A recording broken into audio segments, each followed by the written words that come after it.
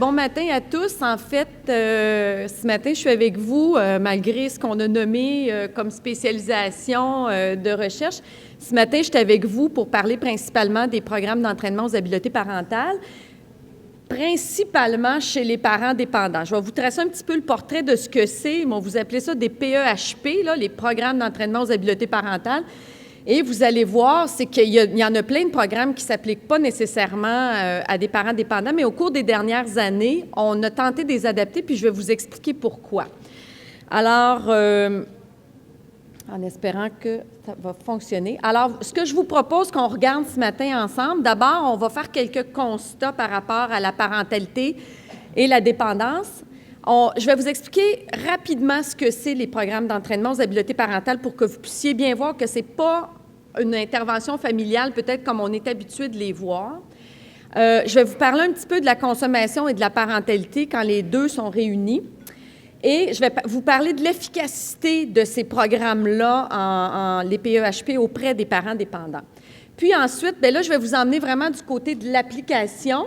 En fait, depuis le début des années 2000, à peu près, on les applique dans des CRD du Québec. Alors, il y a deux programmes différents, deux PEHP qui sont appliqués dans les CRD du Québec. Le programme 6-12 et le programme PIAF. Peut-être vous en avez déjà entendu parler. Sinon, je vais vous les décrire un petit peu. On va regarder comment ils s'appliquent dans les centres. Et on a effectué des recherches pour essayer de tracer le portrait de qui étaient les familles qui participaient à ces programmes-là. Mais surtout, puis ce qui nous intéressait beaucoup, c'est qui sont les familles qui ne le complétaient pas, ce programme-là. Je vais vous expliquer un petit peu les études qu'on a faites parce qu'en fait, on aurait beau avoir le plus beau programme du monde, si de un, les parents ne viennent pas, et si de deux, ils n'y sont pas suffisamment exposés, le programme n'aura jamais l'efficacité dont on recherche. Et ensuite, je vais vous parler aussi, on a fait des focus group avec les parents pour leur demander, est-ce que vous trouvez ça intéressant? Quelles sont votre satisfaction par rapport au programme d'entraînement aux habiletés parentales des parents dépendants toujours? Alors, on part là-dessus. Alors, les constats, en fait, vous allez voir, il y a seulement, quand on regarde la littérature, on dit qu'il y a à peu près seulement 6 des organisations qui traitent de la consommation problématique, qui reconnaissent inclure d'emblée dans leur programme des interventions en parentalité. Donc, 6 là, c'est très, très peu. On peut demander, avez-vous des enfants? Oui. Si vous sentez les enfants en danger, faire un signalement, mais ça, c'est loin de dire « nous traitons la parentalité ». Vous allez voir, traiter la parentalité, c'est beaucoup plus imposant que ça.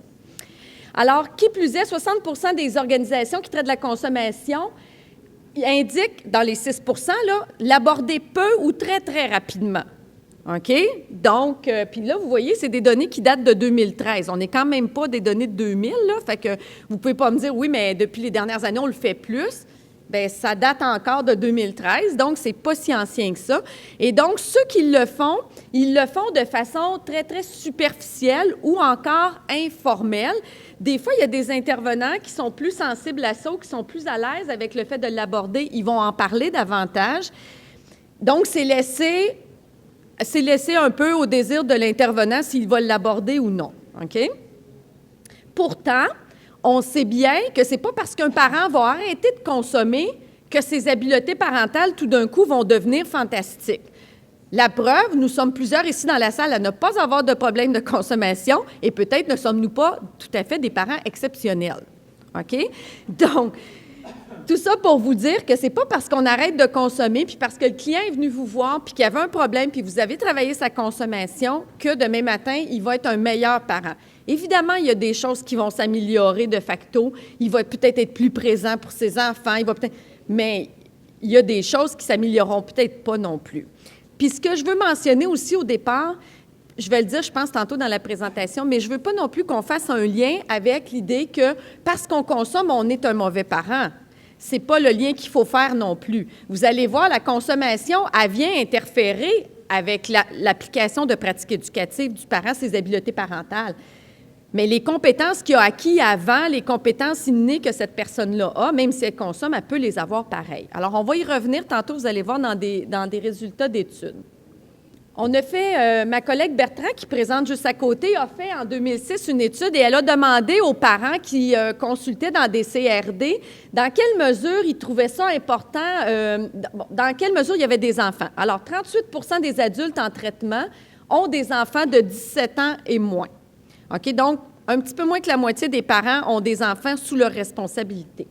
20 de ces parents-là ont manifesté à l'évaluation le désir d'être aidés pour aider leurs enfants. 30 des mères, 15 des pères. OK? C'est très logique. Souvent, les pères ont moins la garde des enfants, la mère a plus la garde complète, etc. Mais on a quand même des parents ici qui nous disent on aimerait être effectivement aidés dans notre parentalité avec nos enfants. Et une statistique qui parle beaucoup, 88 des cas retenus à la protection de l'enfance incluaient de la dépendance. Quand on parle, par exemple, de maltraitance, de mauvais traitement, il y a une problématique de dépendance. Donc, on peut dire ce qu'on veut. C'est sûr que si je consomme quotidiennement, si je vais être moins habile, moins bon parent que si je consomme moins, si je contrôle ma consommation ou si je ne consomme pas du tout.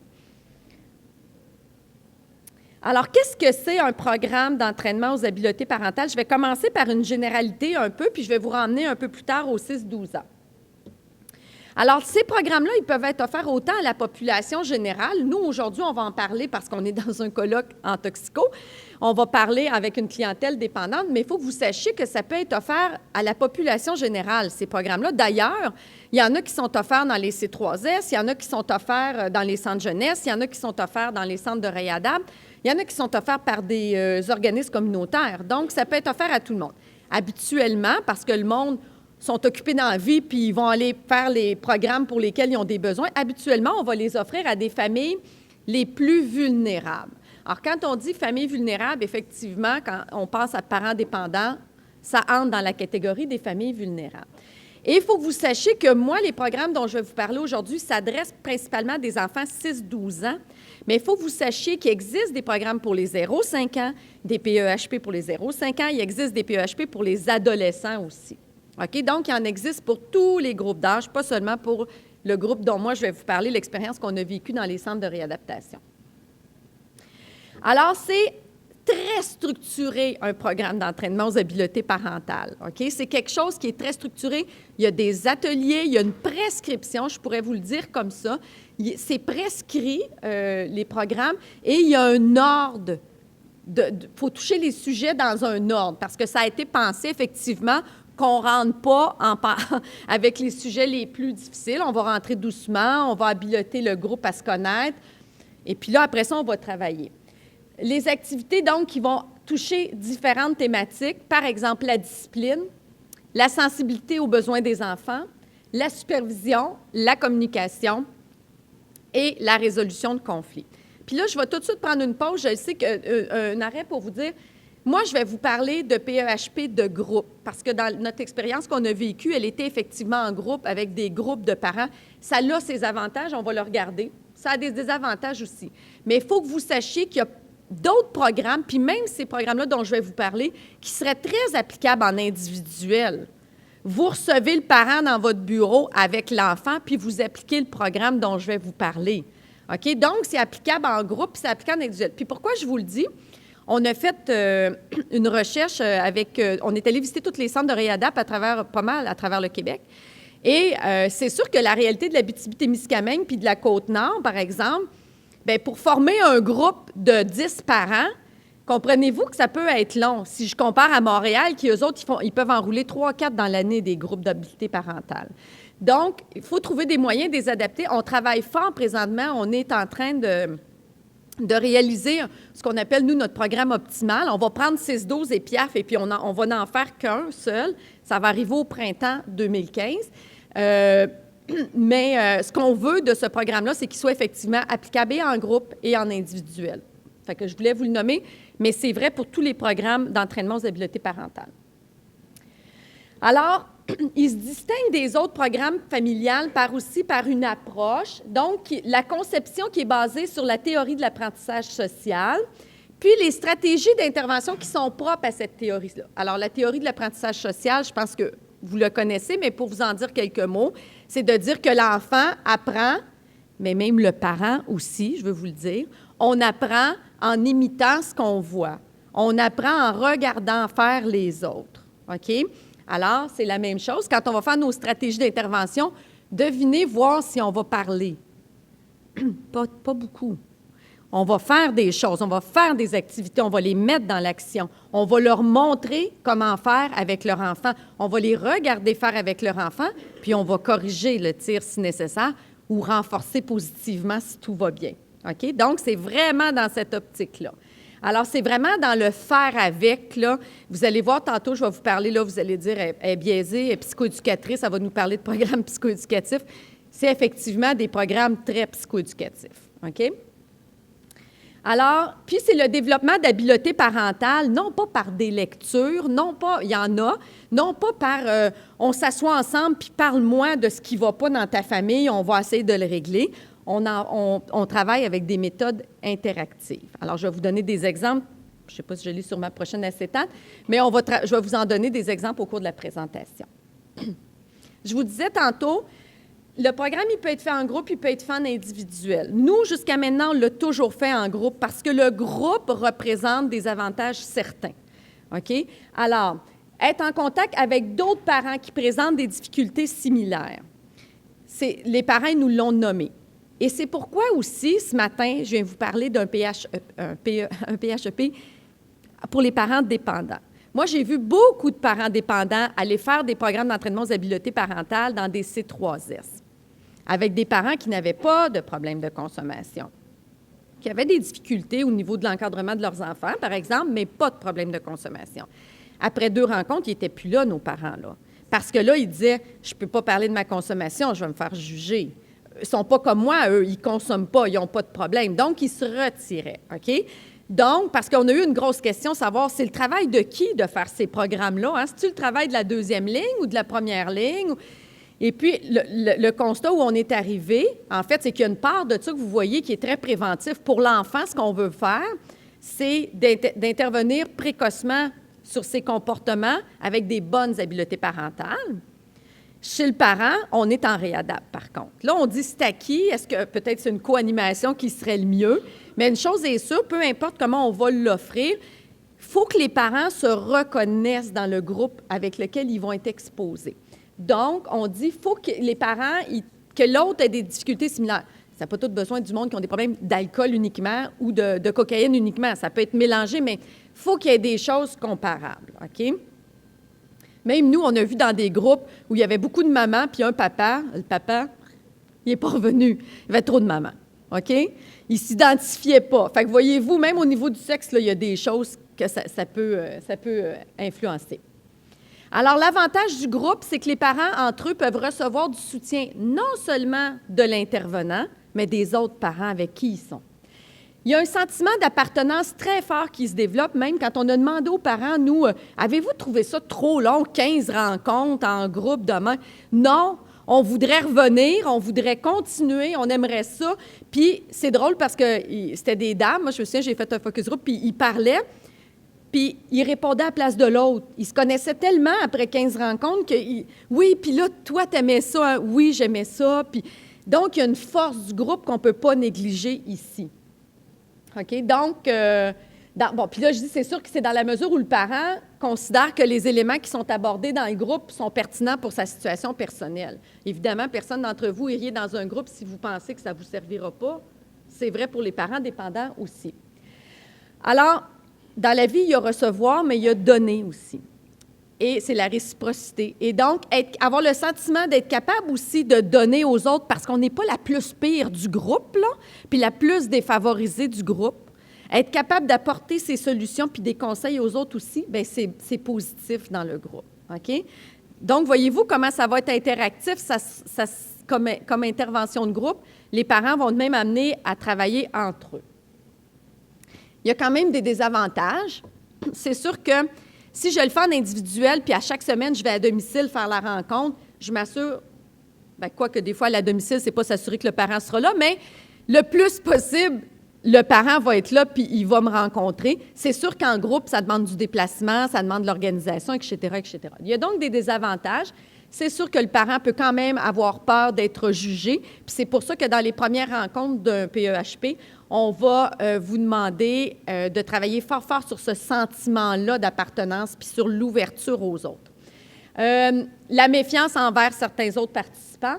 La peur de s'exprimer devant un groupe. Il y a des parents qui ne sont pas à l'aise de le faire. Fait que ça aussi, il va falloir le travailler avec eux parce que s'ils ne s'expriment pas puis ils ne s'exposent pas, malheureusement, on ne pourra rien travailler. Le manque de confidentialité, parfois, que peut sembler sous-entendre une intervention de groupe. Et le fait que le parent, puis je vous disais, mon monsieur, tantôt, c'est ça, que le parent se sente quand même différent des autres, même si c'est tous des parents dépendants, qui se sentent quand même différents des autres, que ce soit par sa culture, par des difficultés présentées par son enfant, par la gravité de sa consommation, par exemple, ça se pourrait que ça aussi, ça l'aide moins bon que la personne se désiste du groupe. OK? Ce qu'on sait, là, parce que je ne les ai pas mis, ces données-là, mais on les a aussi, ce qu'on sait, c'est que dans nos programmes d'entraînement aux habiletés parentales, c'est difficile de faire venir les parents, OK? Mais c'est vrai dans tous les services en dépendance, là, c'est pas juste dans les nôtres, puis c'est pas juste en parentalité, là.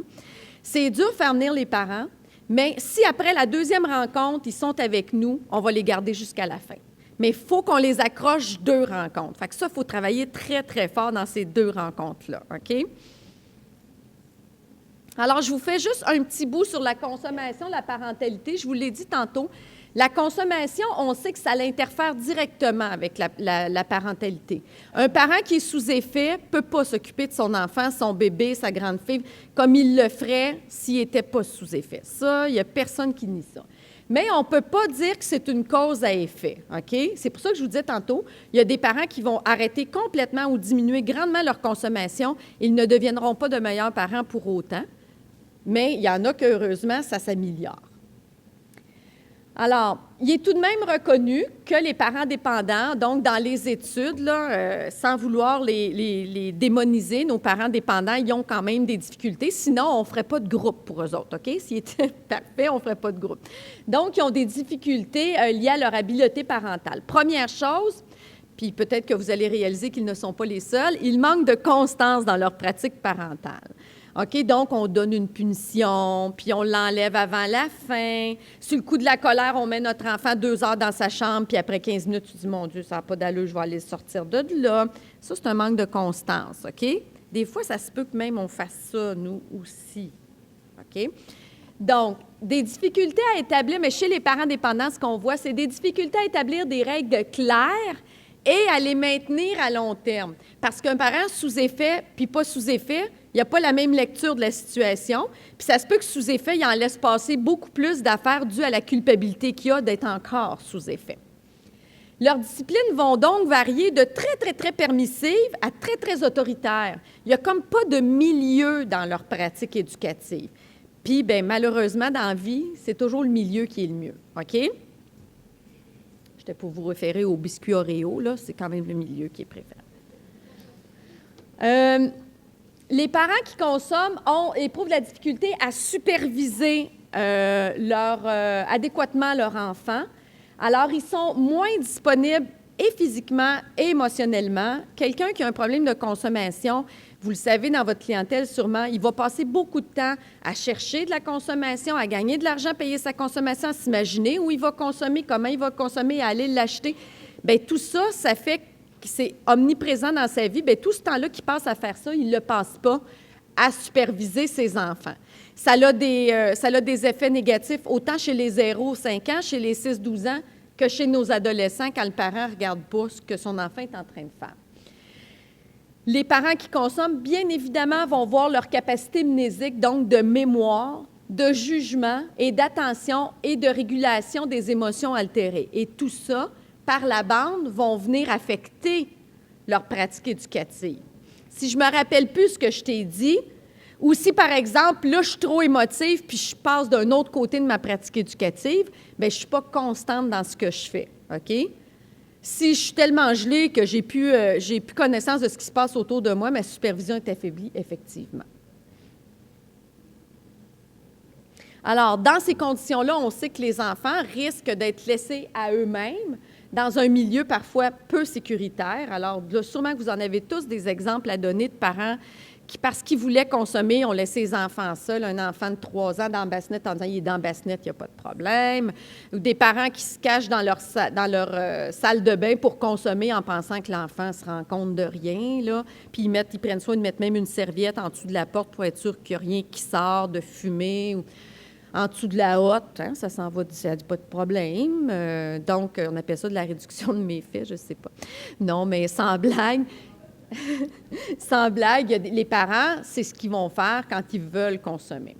Et on le sait aussi, dans les familles où le parent, surtout la mère, quand la mère consomme, on va voir les enfants plus âgés être parentifiés. Donc, être parentifié, c'est de voir une petite sœur de 8 ans s'occuper de son petit frère de 2 ans parce que la mère, elle ne s'est pas levée pour s'en occuper. Donc, c'est elle qui en prend soin. Donc, et c'est la parentification. Faites attention, ce n'est pas un enfant qui aide sa mère ou son père. Une parentification, c'est vraiment un enfant qui a un rôle qui n'est pas adapté à son développement. OK? Donc, ça se peut que la petite fille de 8 ans, là, le temps que maman allait chez la voisine chercher du sucre puis qu'elle revienne, qu'elle s'occupe, qu'elle s'assoit dans le salon avec son petit frère puis qu'elle le regarde, c'est correct. C'est quand on lui laisse la responsabilité de le nourrir, de le porter, de le lever. Puis là, je vous dis 2 ans, mais des fois, c'est avec des enfants beaucoup plus jeunes que ça qu'on a vu des enfants dans nos groupes, là, 6-12 ans, s'en occuper. D'ailleurs, dans nos groupes, nos 12 ans, souvent, ils jouent aux parents avec les plus petits. Puis on leur dit non, non, non. Il y a une intervenante qui va faire ça ici, ou ton parent va le faire ici. Mais on les voit, les enfants qui sont parentifiés, parce qu'ils le font même dans nos groupes d'intervention. Je ne suis pas posé ça bonne affaire. Dans la littérature, on nous dit, dès l'âge de 4 ans, un enfant s'aperçoit que dans le comportement de son parent, il y a de l'anormalité. OK? De l'anormalité, quelque chose d'anormal. OK? Donc, on peut penser, on va dire, il est trop petit, il ne s'en rend pas compte. 4 ans, un enfant est capable de faire la différence entre quelque chose qui est correct ou qui n'est pas correct. Il y a quelque chose qui ne marche pas comme ça devrait marcher. Dans la littérature, on parle souvent, dans ces conditions-là, on parle souvent de l'éléphant là, dans la maison. Il y a un éléphant, il n'y a personne qui en parle, mais il prend toute la place dans la maison. OK? Souvent, ce qu'on voit chez les enfants de parents consommateurs, c'est une honte. Une honte, pourquoi? Parce qu'ils ont l'impression qu'ils sont responsables de la conduite de leurs parents. Ils ont l'impression que le parent consomme parce qu'ils ne sont pas gentils, parce qu'ils sont tannants, parce qu'ils ne sont pas assez bons. Donc, chez l'enfant, il y a cette honte qui est ressentie. Et donc, ils vont essayer de trouver des solutions. Là, on va tomber dans la parentification, si vous voulez, encore une fois ici. OK? Donc, l'enfant de 6 ans va essayer de trouver une solution à la difficulté que le parent présente. Puis là, vous diriez, oui, mais à ce moment-là, il va en parler. Non.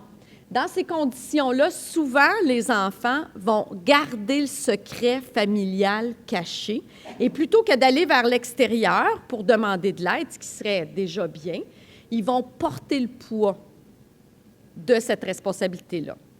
Il y a des enfants, par contre, à un moment donné, que le poids, il devient tellement important, puis c'est pour ça que les PEHP ont été développés dans les centres de réadaptation, c'est qu'à un moment donné, les centres se sont mis à recevoir des appels d'enfants de 8 ans qui disaient « Moi, là, ma mère, elle consomme vraiment trop, puis moi, je ne sais plus quoi faire, là. » Fait que là, il faut que vous nous aidiez. Mais notre 8 ans, il ne rentrait pas dans notre offre de service, hein? C'était 12 ans et plus. Fait que là, on a dit, puis il ne rentre pas dans l'entourage, parce qu'entourage, souvent, c'est le conjoint ou les parents.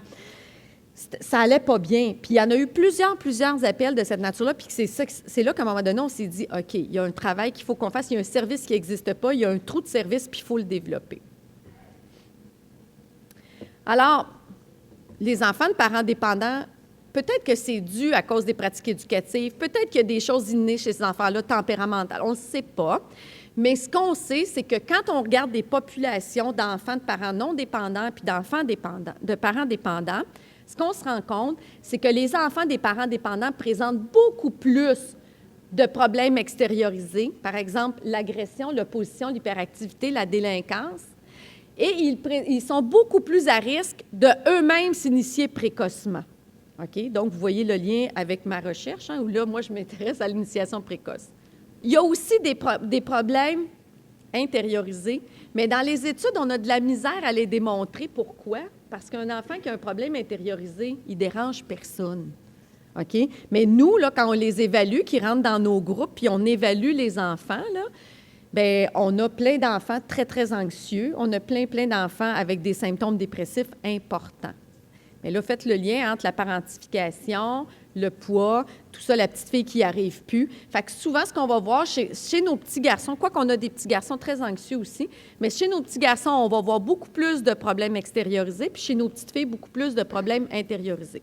Mais tout ceci étant dit, dans nos groupes, on a eu droit à des petites filles TDAH, puis on a eu le droit à des petits gars anxieux et dépressifs. Donc, toutes les catégories d'enfants ont été présentées dans nos groupes. Peut-être avant d'aller dans l'efficacité, je veux juste essayer de vous emmener à réfléchir. Vous avez un enfant qui bouge beaucoup, qui n'écoute pas, qui s'oppose, qui est tannant, ça ne va pas bien à l'école, peut-être même il se cache pour consommer un petit peu, là, 9 ans. Là. Puis vous avez à côté le parent qui est dépassé, ça ne va pas bien dans son couple, il n'y a pas des bonnes habiletés parentales.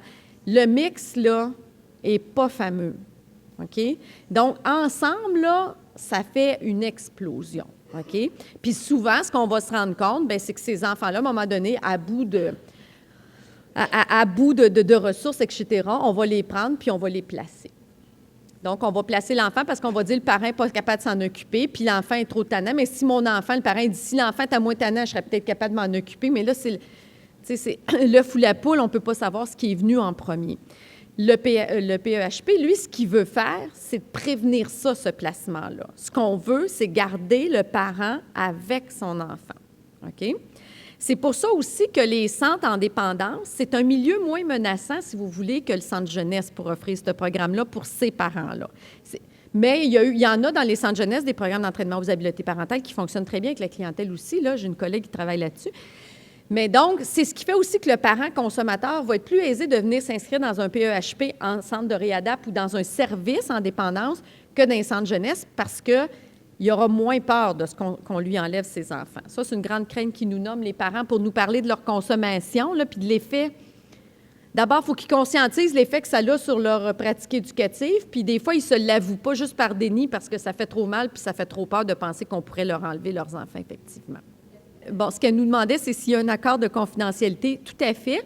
Comme dans tous les services que vous faites, en fait, il y a un accord de confidentialité, mais naturellement, à un moment donné, si on sent l'enfant en danger, bien à ce moment-là, on va signaler. C'est la même chose. Si on est tenu aux mêmes normes, si vous voulez. Quand ils viennent vous voir, par exemple, puis que vous leur offrez un service, vous leur dites « je vais t'aider », mais à un moment donné, si tu mets ta vie ou la vie de quelqu'un d'autre en danger, moi, je vais me voir dans l'obligation de signaler ou je vais me voir dans l'obligation de faire quelque chose avec cette situation-là, de la même façon. Alors, je voulais vous présenter parce que on n'est pas parti un beau matin en se disant « ça serait donc le fun de faire de l'intervention de groupe avec des parents dépendants ». On s'est dit, on va essayer de trouver des programmes qui ont démontré leur efficacité. Parce qu'au Québec, il n'en existait pas, puis au Québec, faire des études d'efficacité, c'est un peu compliqué. Alors, mais aux États-Unis, ils ont plus d'argent, ils sont capables de le faire, fait qu'on va, puis leur population ressemble beaucoup à la nôtre, fait qu'on va un petit peu s'aîner ce qu'ils font chez eux. Alors, je voulais vous montrer que les programmes d'entraînement aux habiletés parentales, c'est efficace avec les parents dépendants, puis c'est pour cette raison-là qu'on a commencé à les appliquer. Alors, dans les familles les plus vulnérables, dont les familles qui ont des parents qui consomment, les programmes sont efficaces pour réduire les risques de mauvais traitement, la négligence envers l'enfant. Au terme du programme, on s'est rendu compte que les parents ont une meilleure connaissance des besoins de leur enfant, capables de mieux détecter les besoins de leur enfant, capables de mieux comprendre leur enfant, et ont des attitudes plus adéquates envers lui, okay? Donc plus constantes.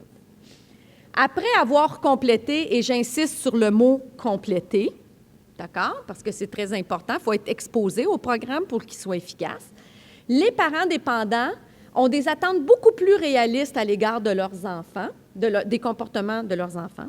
Ils sont plus empathiques aux besoins de leurs enfants.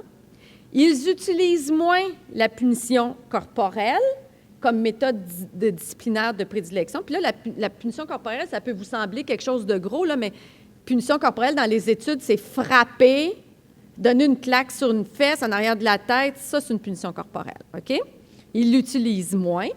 Et ils valorisent davantage l'indépendance de leur enfant. OK? Donc, ils acceptent que leur enfant est différent d'eux, puis ils reconnaissent ça, puis ils acceptent ça. Les parents qui sont engagés dans un programme d'entraînement aux habiletés parentales acquièrent davantage de connaissances quant aux habiletés. Donc, voyez-vous, il y a des choses qui sont quant aux connaissances d'habiletés adaptées aux besoins de leurs enfants, puis il y a des choses qui sont vraiment dans l'application. 12 mois après, puis c'est souvent ça qui nous intéresse, parce que souvent, à la sortie d'un programme, ils sont contents, ils sont pompés, tu sais, c'est comme nous autres, là, quand on décide qu'on commence à s'entraîner, wouhou, hey, on t'y va-tu toute la semaine, la première, deuxième mois, la troisième, c'est comme ça. Hein? Mais nous, ce qui nous intéresse, c'est les effets à long terme. Et on s'est rendu compte qu'après 12 mois, après s'être engagé dans un programme d'entraînement aux habiletés parentales de groupe, ces parents ont des meilleures capacités à gérer des situations où ils sont confrontés à de la consommation. OK? Fait que déjà, on les a en plus aidés dans leur consommation. Donc, les tentations, les idées de consommer sont plus à même de gérer ça. Ils instaurent plus de règles à la maison et ils consomment moins. Pourtant, vous allez voir, nos programmes d'habileté parentale, là, ils ne parlent pas beaucoup de consommation. OK? Mais donc, il y a des effets à court terme et il y a des effets à plus long terme, ce qui est intéressant.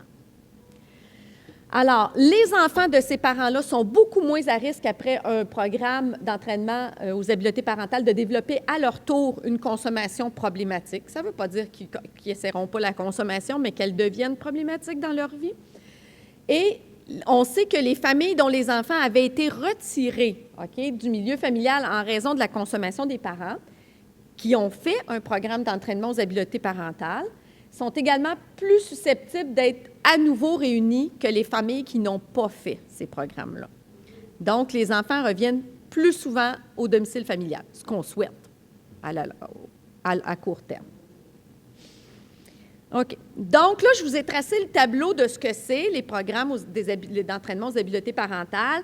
Je vous ai tracé un petit peu aussi l'idée de ce que c'est des parents consommateurs. J'aurais pu faire juste une présentation sur consommation et parentalité. Là.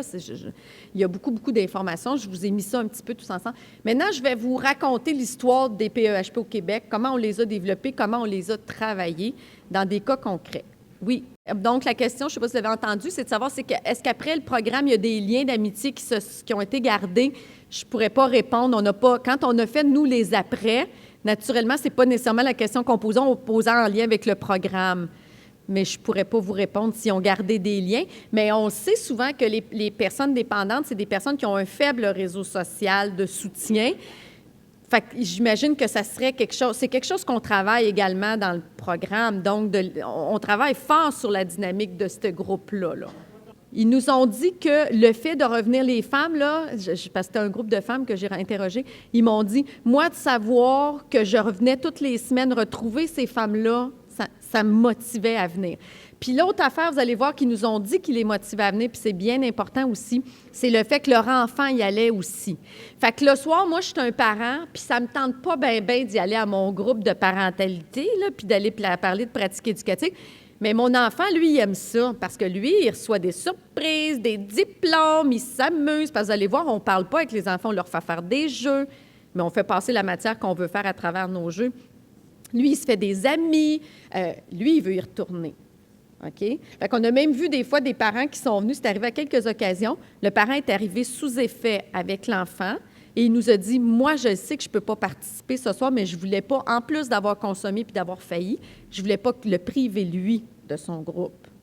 OK? Puis là, il l'a emmené. Fait que là, lui, le papa, on l'a assis dans un fauteuil tranquille. On lui a demandé comment il s'était envenu avec l'enfant, évidemment. Ça, c'est toutes des questions, hein, mais voilà. Mais il y a quelque chose, oui, dans l'appartenance au groupe, autant pour les parents que pour les enfants qui travaillent fort quand on le fait en groupe. C'est donc l'appartenance, elle est plus seule, l'intervenant n'est plus toute seule à vouloir s'en occuper. Les autres parents, ils profitent à ça. OK. Alors, au Québec, en 2000, donc, c'est là qu'est arrivé les enfants qui appellent. Moi, ma mère, j'ai 8 ans, où je peux aller pour avoir de l'aide, etc. Et là, en 2000, le premier programme d'entraînement est implanté au centre, à l'époque de Laure Cormier, maintenant le Centre de réadaptation de Montréal, et c'est le 6-12. Alors, c'est des intervenants qui, à partir de différents programmes d'entraînement aux habiletés parentales américains, parce qu'il n'y en avait pas de Québécois, ont pris des parties puis ont monté un programme. OK? Du meilleur de leurs connaissances.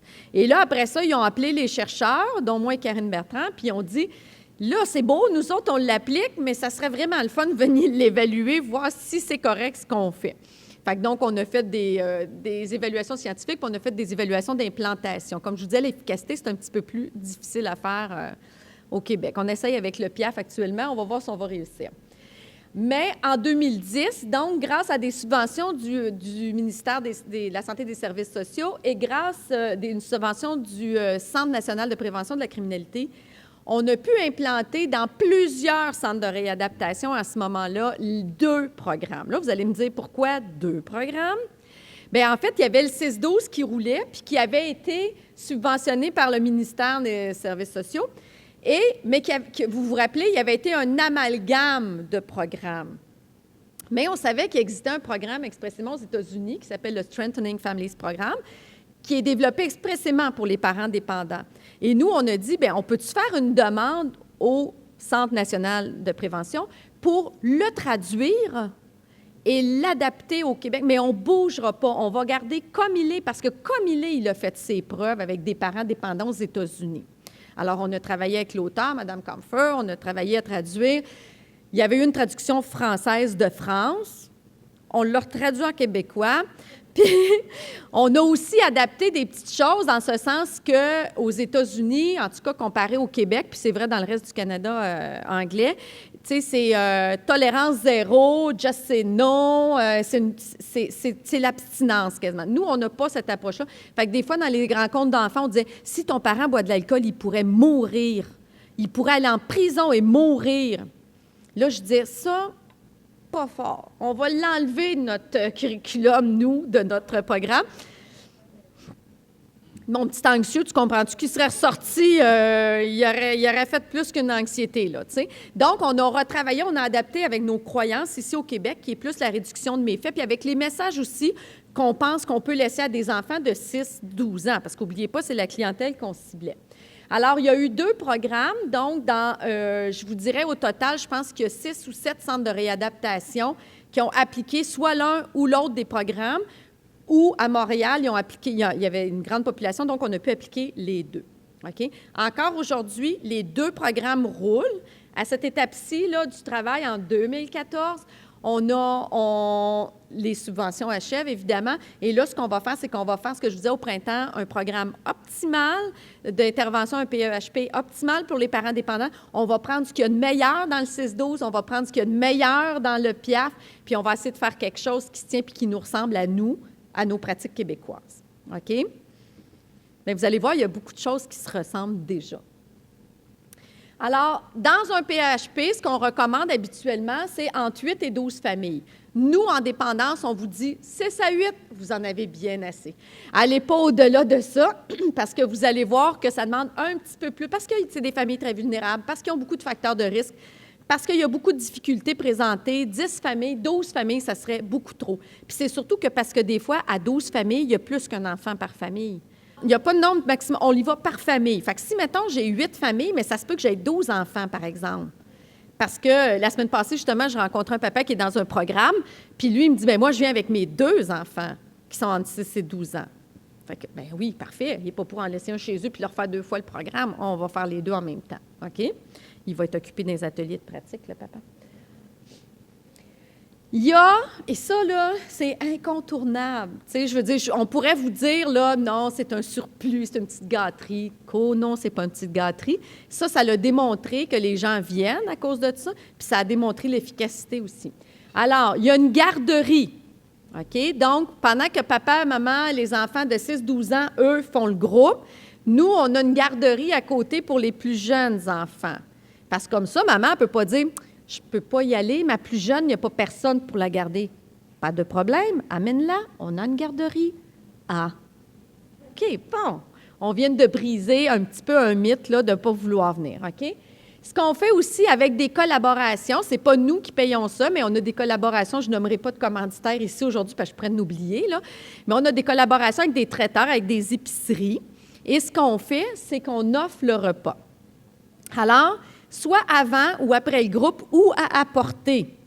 OK? Donc, de toute nature, mais souvent, là, une qui est gagnante, c'est qu'avant le groupe, les gens arrivent, on mange. On a le repas, on mange ensemble, on parle. Là, vous ouvrez vos yeux, vous commencez à observer. C'est le meilleur laboratoire que vous ne pourrez pas avoir, OK? Parce que là, ils ne se sentent pas observés. Et là, ensuite de ça, on les prend, tout le monde a bien mangé, on les prend, puis on va faire le groupe. L'autre chose qu'on fait des fois aussi, c'est après le groupe, ou des fois, parce que les parents eux-mêmes, ils sont très, très occupés, puis ils ont des choses à faire, mais puis là, ils vont dire, mais moi, je ne peux pas, là, la bouffe, nanana, nanana. Ce qu'on fait, c'est qu'on a des boîtes où il y a des commanditaires qui nous donnent comme des lasagnes, là, puis on leur donne toute la lasagne, puis ils partent à la maison. Fait que non seulement ils vont nourrir eux puis leurs enfants qui sont venus au groupe, mais ils vont pouvoir nourrir le chum puis les 2 autres enfants qui sont à la maison aussi. OK? Ça, les parents, ils aiment beaucoup ça. OK? Ce qu'on fait aussi, c'est qu'on offre des coupons transport publics, s'il y en a dans votre région, et ou des remboursements de frais de déplacement pour les familles, évidemment, qui sont les plus éloignées. En fait, ce qu'on fait, là, c'est que quand une famille me dit « Myriam, je ne peux pas y aller parce que je n'ai pas d'auto. » On va te payer le taxi.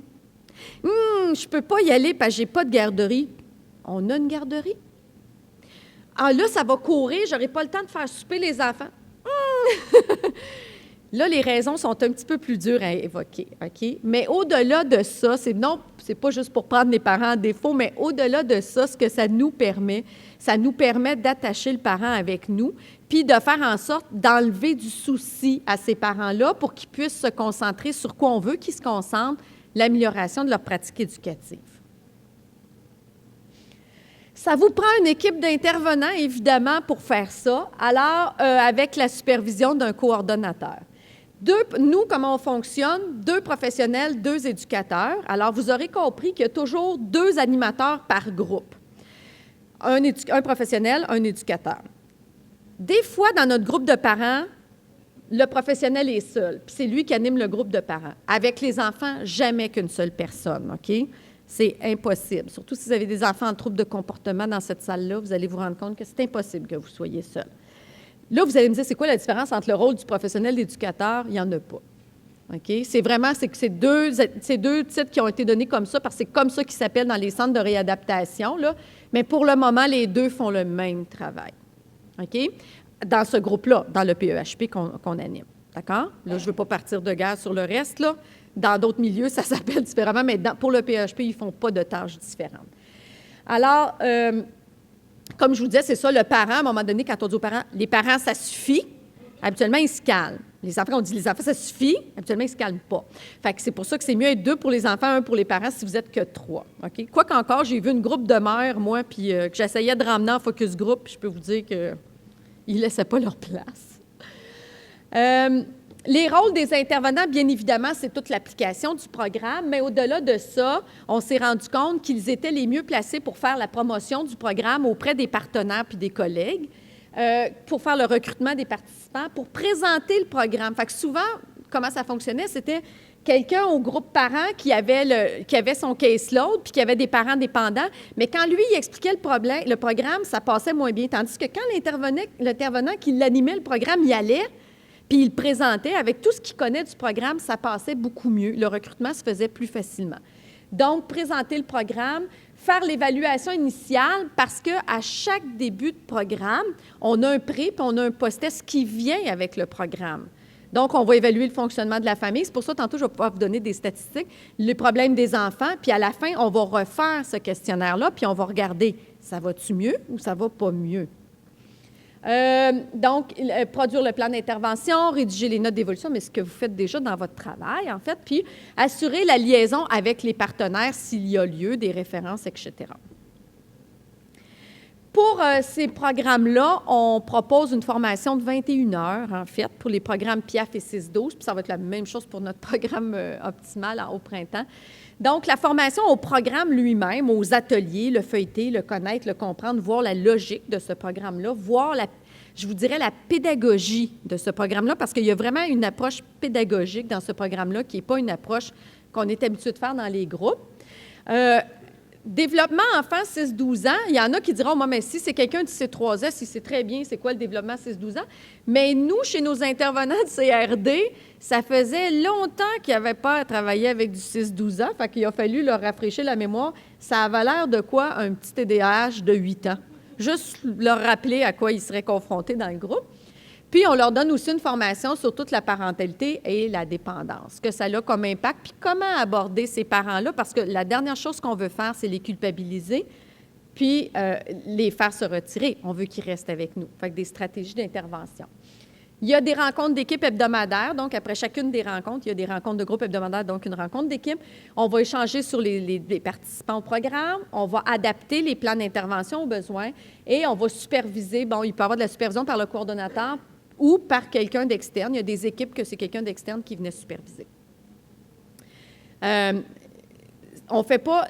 Le programme en tant que tel, il se tient. C'est une boîte là, avec tous des contenus qu'on peut donner. OK? Donc, vous allez me dire, bien, le plan d'intervention, Myriam, puis l'évaluation initiale, si on évalue puis qu'on fait la même affaire avec tout le monde, non, justement. Nous, on le sait, on veut travailler la communication, mais peut-être que mon évaluation initiale va m'avoir dit, avec ce parent-là, là, c'est ça dans les communications qu'il faut que tu travailles, puis avec l'autre parent, c'est comme ça qu'il faut que tu le travailles. Fait que notre évaluation est là pour ça aussi initialement. Mais ils vont être exposés au même programme. Les activités, au fil des années, les intervenants ont développé plein d'activités pour aborder les sujets qu'on veut qu'ils abordent, mais il y a un ordre quand même à suivre. Alors, qu'est-ce que c'est les programmes? C'est d'abord les programmes qui sont offerts en dépendance. Le programme 6-12 ans. Alors, il y a des petites nuances, puis je vais vous les montrer. Donc, le programme 6-12 ans est un programme éducatif et thérapeutique, ce que le PIAF n'est pas du tout. Le programme PIAF, il est éducatif, psychoéducatif. Il n'y a rien de thérapeutique dans le programme PIAF, OK?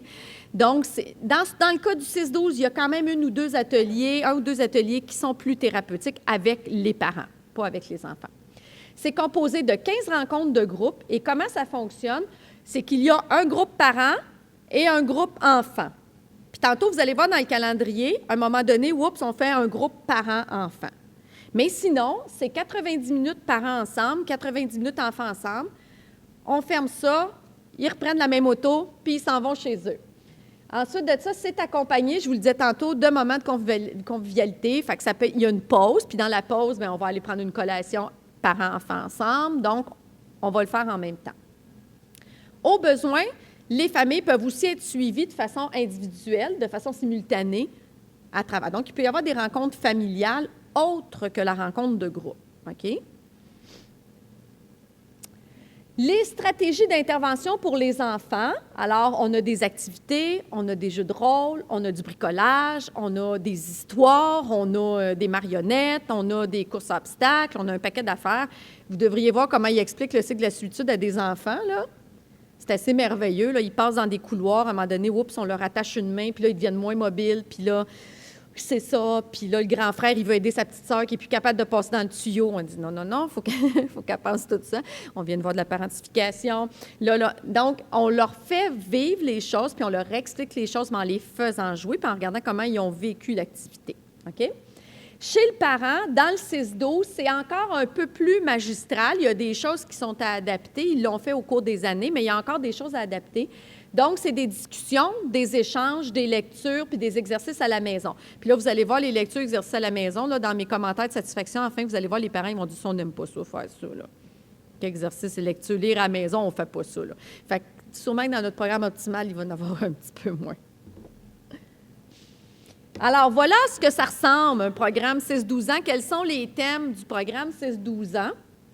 Puis, voyez-vous, en fait, les enfants, les parents voient exactement les mêmes thèmes au même moment, là. Donc, on a le système familial, les échanges, c'est pareil. On fait 4 rencontres, et puis la 5e rencontre, oups, on a un atelier familial sur l'équilibre familial, où là, les parents et les enfants sont 90 minutes avec tous les intervenants. Et là, on refait les émotions, la communication, le secret, même chose, OK? Et là, la même affaire ici, on revient avec le changement. Et ensuite, ça, très important, ne pas chopper cette... c'est pas très français pour l'enregistrement, mais ne pas skipper, c'est pas mieux. Alors, ne pas passer à côté de le bilan, la fête, parce que autant les enfants que les parents apprécient ça. Puis vous devriez voir quand on remet les diplômes. Au début, on disait, bon, des diplômes. En fait, ils sont très heureux, OK? Ils ont réussi quelque chose. Ils ont achevé quelque chose. Puis ça, c'est super important. Le programme d'intervention PIAF, donc, qui s'appelle Programme d'intervention appui aux familles. Au début, je voulais vous dire, il s'appelait PAF, Programme appui aux familles. Puis là, on se regardait puis on disait, PAF, toxico, On trouvait que c'était pas très, très judicieux. On a dit, on va mettre un petit « i » dedans. On va mettre PIAF. Alors, on l'a changé. Alors, c'est un programme psychoéducatif. Il n'y a rien de thérapeutique là, dans le programme PIAF. Il est composé de 14 rencontres et la grande différence entre les deux programmes, je recule. La grande différence entre les rencontres, c'est que ça dure 2 heures, mais que la première heure, les parents sont ensemble, les enfants sont ensemble, et la deuxième heure, tout le monde est ensemble, chaque semaine. OK? Donc, comparativement au 6-12, où ça vient juste 3 fois dans le programme, dans celui-ci, à chaque semaine, on voit un thème avec le parent, on voit un thème avec l'enfant, on l'investit en famille. Ça se fait toujours comme ça. C'est aussi accompagné de moments de convivialité. Au besoin, il y a le même suivi. Et ici, il y a des séances supplémentaires pour maintenir et consolider. Après 6 mois, 12 mois, 18 mois, on réinvite tous les parents à venir. 6 mois, habituellement, on les a tous. 12 mois, on les a plus tous. OK? C'est ce qu'on a vécu comme réalité. Bien, pour plein de raisons, là, tu sais, c'est pas nécessairement que le parent a chuté puis qu'il va pas bien. On peut pas faire cette équation-là, quoique ça se peut. Mais aussi, bon, ils bougent beaucoup, les familles avec la dépendance, donc on a de la misère des fois à les retracer. Les stratégies d'intervention ici sont les mêmes pour les parents que pour les enfants. Donc, des discussions, des jeux de rôle, du bricolage, du coloriage. On utilise du matériel audiovisuel, des devoirs, des exercices à faire à la maison, de la pratique, en fait. Et le matériel audiovisuel, même des fois, dans certaines séquences, on peut filmer le parent pour qu'ensuite, ils peuvent se regarder, voir comment il est intervenu avec son enfant pour voir si vraiment il voit. Donc, on peut travailler ça avec le parent. Ici, c'est sûr que dans le PIAF, on a beaucoup de thèmes, puis vous allez voir, la finale, là, la forme finale peut varier en ce sens que pour parler de la communication, l'intervenant, il a accès à plein d'activités, puis qu'il peut prendre les activités qu'il veut, OK, qu'il préfère selon le groupe qu'il a. Donc, c'est les thèmes, puis voyez-vous, en fait, ici, vous avez toujours les thèmes pour les enfants, toujours les thèmes pour les parents, puis vous avez toujours des thèmes pour la famille aussi. Donc, les thèmes, je les trouve moins parlants dans le PIAF personnellement, mais vous allez voir, tu sais, bon, pour l'enfant, il y a les habiletés sociales, les bonnes attitudes, comment dire non et sans s'attirer de problèmes, la communication. Oups, ici, voyez-vous, là, ici, on ne l'avait pas. Dans le 6-12, on l'aborde d'une façon différente, mais ici, on a vraiment un atelier sur l'alcool et les drogues, les conséquences dans la famille que ça peut avoir. Fait qu'on le fait avec les enfants, on le fait avec les parents aussi. Résolution de problèmes. Puis, on invite les parents à embarquer dans le jeu des enfants, puis on invite les enfants à embarquer dans le jeu des parents. Fait que quand on dit jeu des parents, là, c'est qu'on va faire des mises en situation avec les parents, les enfants. Fait que c'est offert sous forme de jeu, OK? Les enfants, eux autres, là, ils adorent ça, OK? Eux autres, ils viennent, là, puis ils s'amusent. Mais ils repartent de là avec... Bon, ils ne le pensent pas, ils le réalisent peut-être pas, mais ils repartent avec des connaissances. Alors...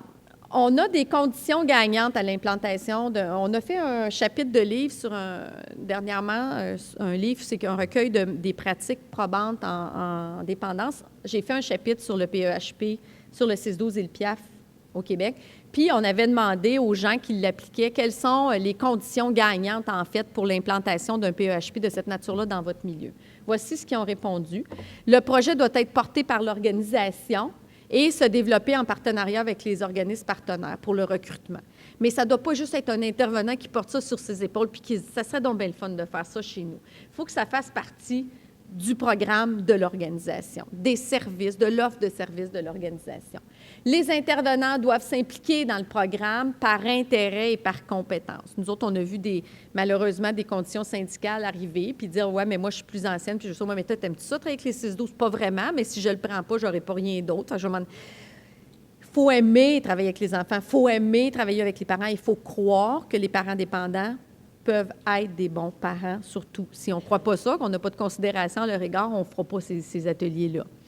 L'accessibilité au programme doit être fluide, OK? Donc, nous, ce qu'on disait, c'est des groupes qui sont fermés.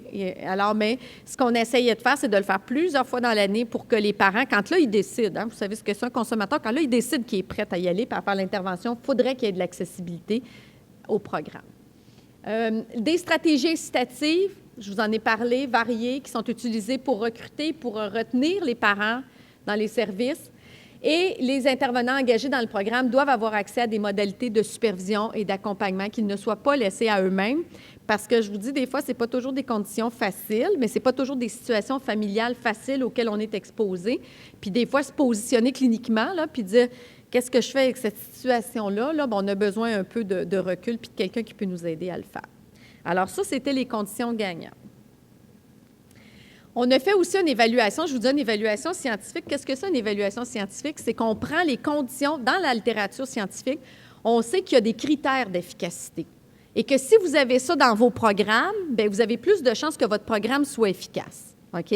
Et là, moi, ce que j'ai fait, j'ai regardé tous les critères scientifiques des programmes d'entraînement aux habiletés parentales et j'ai pris les programmes d'habileté parentale qu'on donnait, puis je les ai regardés. Je me suis dit, est-ce qu'on rencontre les critères scientifiques? On ne les rencontre pas tous, mais on en rencontre quelques-uns. Donc, effectivement, c'est une intervention qui est précoce. La littérature, elle nous dit, plus tôt on intervient avec ces familles-là, le mieux c'est. Alors, si vous pouvez intervenir à 0 ans, là, bien, allez-y, là, ça va être encore ça le mieux. OK? Et c'est multimodal, c'est-à-dire que j'interviens à la fois avec le parent et à la fois avec l'enfant, pas seulement avec l'enfant.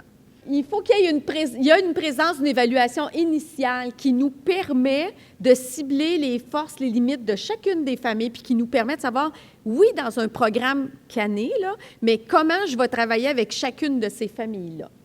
L'intervention doit être axée sur la famille et les stratégies doivent cibler le fonctionnement familial.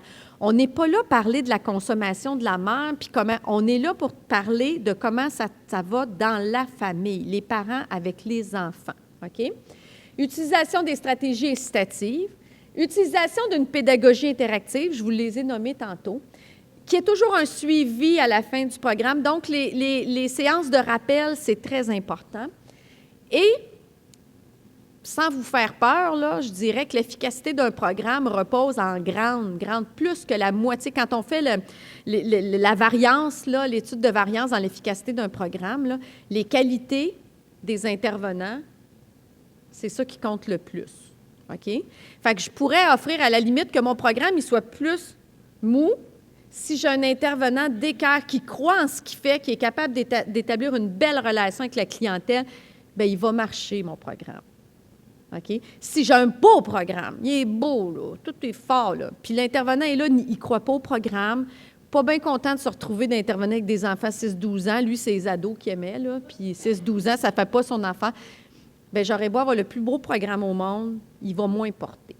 OK? Puis ça, c'est important. Fait que ça, je vous le redonne parce que c'est sur vos épaules que ça repose.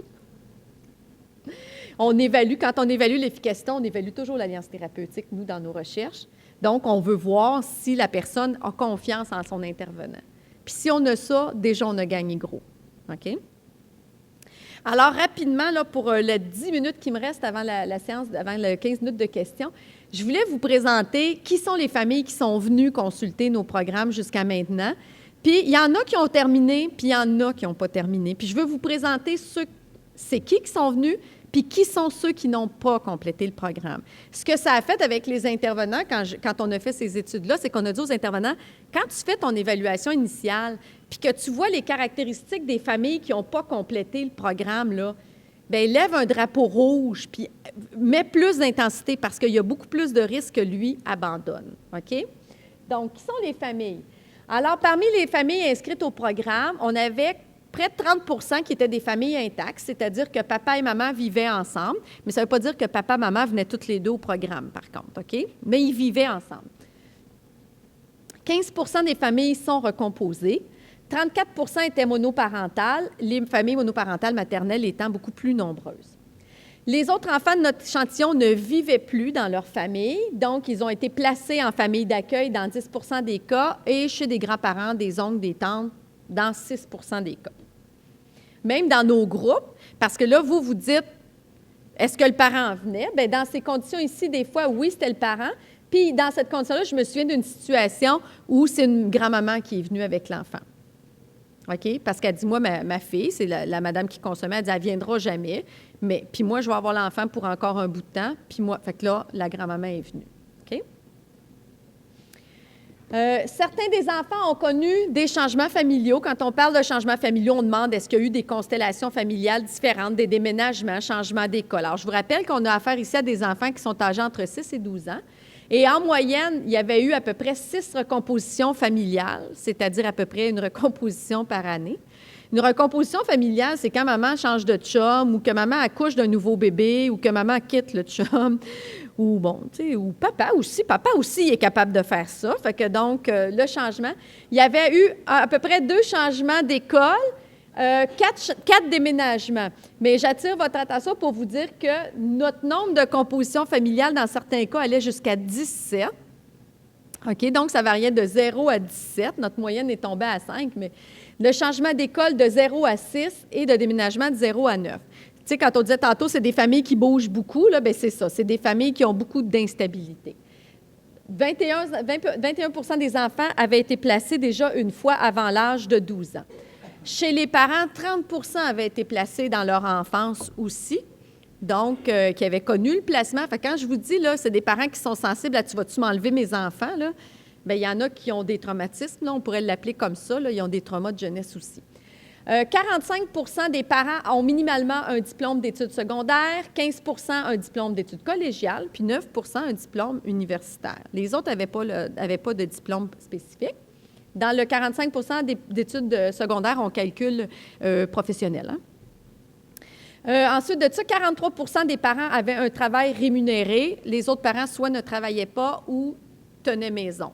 On va dire ça comme ça. OK?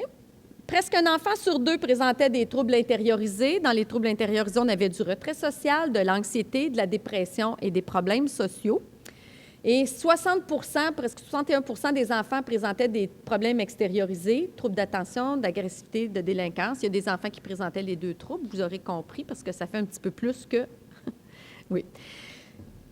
Je vous arrête juste 2 minutes pour essayer de vous imaginer l'animation d'un groupe d'enfants 6-12 ans, là, avec 8 enfants comme ça qui présentent tous un trouble, OK? De nature différente, mais ils présentent tous des troubles.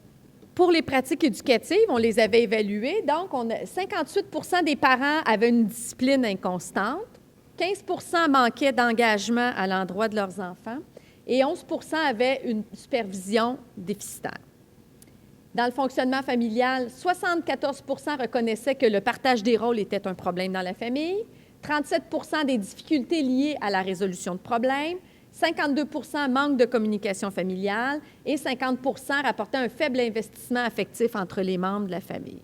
Fait que voyez-vous, tous les niveaux sur lesquels on travaillait sur la communication, mais on travaillait aussi sur l'engagement, l'investissement affectif, les rôles dans la famille. On faisait tout ça, là. Au cumul de ces difficultés, 50 à peu près une famille sur 2 qui participaient rapportaient avoir des problèmes importants au niveau de leur fonctionnement familial. C'est sans doute pour ça qu'ils ont accepté de venir au programme aussi, parce que s'ils n'avaient pas reconnu d'avoir des difficultés à quelque part, ils n'auraient pas senti le besoin de se présenter. Sur le plan des ressources familiales, 52 rapportaient un manque de ressources au niveau des revenus. Ils ne sont pas les seuls.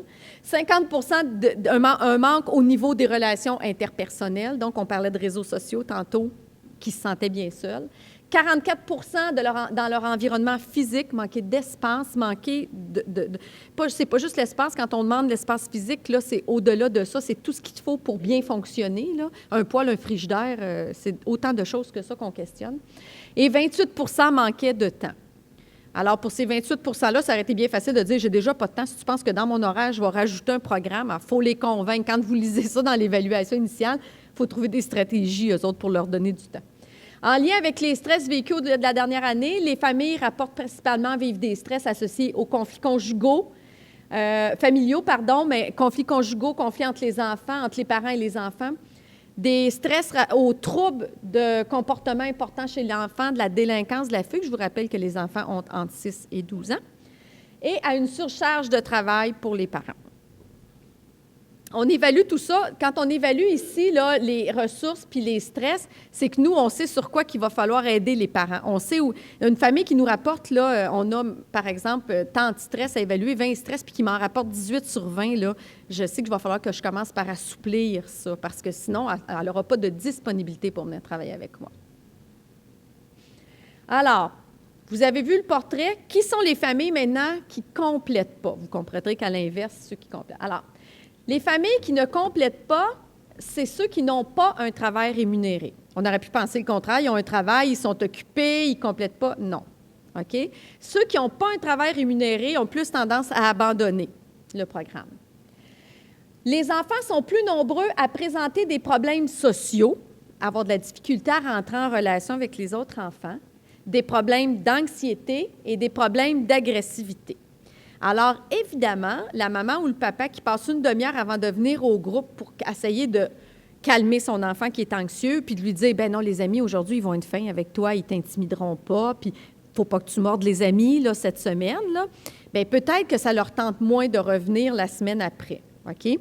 Puis, inversement, on s'est rendu compte que les parents qui persistent, les familles qui persistent, les enfants présentent plus de troubles de délinquance. Fait que le parent, il doit se dire, vous allez le régler, son problème, là, vous en, parce que moi, je ne sais plus quoi faire avec, OK? Donc, mais on sait donc les enfants qui ont des traits un petit peu plus anxieux, problèmes sociaux, les familles ont tendance à abandonner davantage le programme. Alors, les parents qui abandonnent ont une supervision plus lacunaire que les autres familles. On a des seuils cliniques, là, on est capable de les évaluer.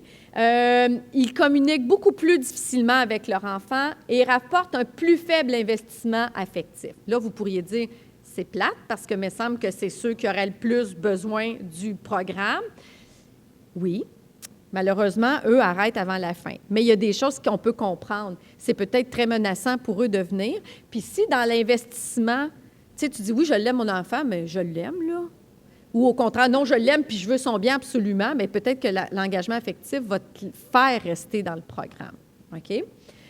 Les familles ont un niveau de dysfonctionnement aussi plus élevé, ceux qui lâchent, et ils ont vécu beaucoup plus de stress au cours de la dernière année que les familles qui persistent jusqu'à la fin du programme. Ils ne se différencient pas sur la scolarité, ils ne se différencient pas sur la structure de la famille. Il n'y a pas de différence quand on regarde les ressources, qu'on ait beaucoup de ressources, peu de ressources, ça ne les différencie pas. C'est ce qui nous permettait de différencier nos familles. Mais à tous ces indices-là, quand on fait une évaluation initiale puis qu'on voit une famille, par exemple, je verrai un parent qui a vécu beaucoup, beaucoup de stress au cours de la dernière année puis qui a un faible investissement affectif avec un enfant un peu anxieux. Là, je me dis comme intervenante, là, j'ai un travail à faire de recrutement puis de retention parce que j'ai beaucoup plus de chances que cette famille-là ne poursuive pas puis ne termine pas le programme.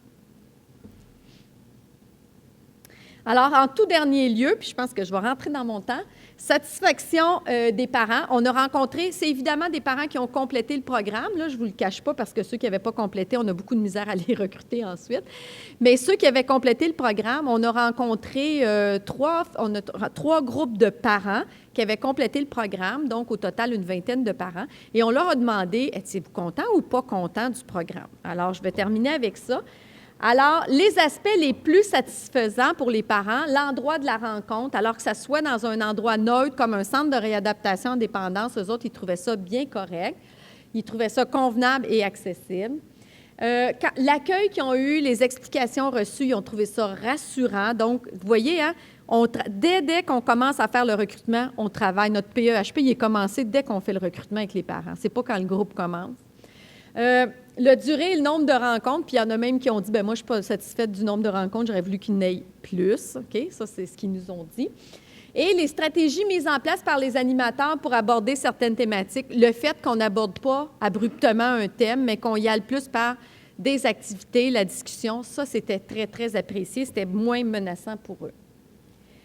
Le programme répond à leurs besoins et à ceux de leurs enfants. Ça change positivement leur manière d'intervenir auprès des enfants. Et là, je vous ai mis une petite maman, un verbatim de maman qui disait, moi, j'étais très, très sévère avec ma fille. Le monde me le disait, mais moi, je ne trouvais pas. Je trouvais que je la disciplinais. Je la frappais pas, mais c'est sûr que des fois, je me choquais puis je parlais fort. Donc, j'ai appris à respirer, à laisser un peu tranquille. Ça fait du bien. Okay? Ils se sont sentis compris et respectés par les animateurs qui donnaient le programme, d'où l'importance, on se disait tantôt, des qualités relationnelles des intervenants. Donc, ils disaient, elle était à l'écoute de nos sentiments, à l'écoute pour nous, elle n'était pas là pour elle, ça se voyait qu'elle était là pour nous, pour nos émotions, pour comprendre, pour nous guider. Donc, quand je vous disais l'alliance thérapeutique, là, ici, là, sûrement qu'elle aurait coté très fort dans notre questionnaire. Moins satisfaisant, il y en a toujours un peu. Alors, les devoirs, les lectures à faire à la maison, non, ça, ils n'aimaient pas beaucoup ça, en tout cas pas dans la façon qu'on leur a donnée. Le sentiment de se sentir coincé dans le temps entre le groupe et les responsabilités familiales. Évidemment, c'est sûr que nous, là, dans un temps sûrement déjà débordé, on leur ajoute une petite pointe de tarte qu'il faut faire rentrer dans le temps. OK? Puis c'est toutes les semaines pendant 15 semaines. C'est un grand engagement. Il y a une mère qui disait, dans mon cas, c'était le rush. C'était ma grosse journée de la semaine. Ma fille finissait l'école à 3h15. Elle devait aller à l'aide aux devoirs jusqu'à 4h15. Mais elle ne pouvait pas. Il fallait que j'aille la chercher à 3h45 jusqu'à 3h50 parce que le groupe commençait à 4h. OK? Puis là, bien, ça l'enfilait. Fait qu'il y a des mères qui disaient, tu sais, il fallait que je sente que j'aime beaucoup le groupe pour faire entrer ça dans mon horaire. On leur a demandé aussi, qu'est-ce que vous voyez comme les retombées pour vous, pour vos enfants? Alors, pour les parents, ils ont dit, on est capable de voir je suis capable de voir mes forces comme parent. Fait que voyez-vous, ça veut dire qu'on n'a pas juste insisté sur ce qui n'était pas bon, puisque les autres, au bout de la route, ils retiennent, je suis capable de voir mes forces. On m'a rassurée dans mon rôle de parent. On a amélioré la relation de communication avec mon enfant. On m'a sorti de l'isolement. Et j'ai pris conscience de l'impact de ma consommation pour mes enfants. C'est quand même pas rien. Là, je vous dirais, c'est sûr, c'est des parents qui l'ont complété, le programme. Là, il y a quelqu'un qui disait, dans plusieurs cas, je pense qu'un consommateur va se dire, ça ne me dérange pas, tout ça, ma consommation n'a pas d'effet négatif. Mais les rencontres qu'on a eues nous ont amené à voir l'impact que ça a sur la vie de nos enfants. Puis c'est pas, on ne le fait pas de façon moralisateur, effectivement. On n'est pas là à taper sa tête. On fait juste essayer d'emmener les constats avec eux, puis de changer les choses. Pour les enfants, les parents, la plus grande changement, ils ont dit, mais bien, les enfants ont appris à parler de leurs émotions. Ils se sont fait des nouveaux amis, puis ils sont plus responsables. Bon, on ne savait pas trop comment l'interpréter, cette dernière-là, parce qu'on ne veut pas qu'ils soient trop responsables non plus. On veut qu'ils soient, mais on ne veut pas qu'ils soient des parents. Et il y a une maman qui nous a dit, le groupe a permis à ma fille de parler avec d'autres enfants. Elle était bien renfermée, elle ne disait pas grand-chose, elle gardait tout en dedans d'elle, ça l'a beaucoup aidée. Fait que c'est ce que la mère disait que l'enfant avait retiré. Voilà, ça fait le tour de ce que je voulais vous présenter par rapport au programme d'entraînement aux habiletés parentales.